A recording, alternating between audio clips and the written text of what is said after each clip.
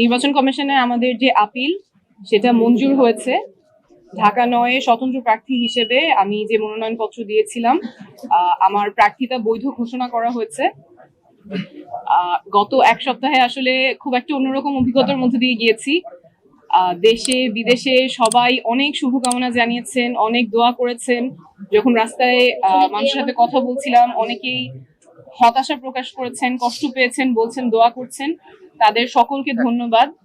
সকলের জনসমর্থনেই ইনশাল্লাহ আগামী নির্বাচনে আমি প্রার্থী হিসেবে লড়াই করতে পারবো। সেজন্য সবাইকে ধন্যবাদ। এখানে আমার আইনজীবী টিম আছে, তাদেরকে ধন্যবাদ। এবং দেশে বিদেশে যে যেখান থেকে শুভকামনা জানিয়েছেন, দোয়া জানিয়েছেন, সকলকে অনেক ধন্যবাদ।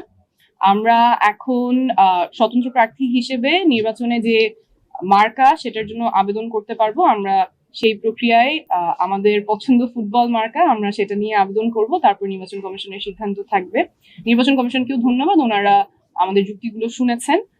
সর্বোপরি আমরা বলছিলাম যে আমাদের দৃঢ় বিশ্বাস আপনাদের জনসমর্থন নিয়েই আগামী নির্বাচনে লড়াই করতে পারবো।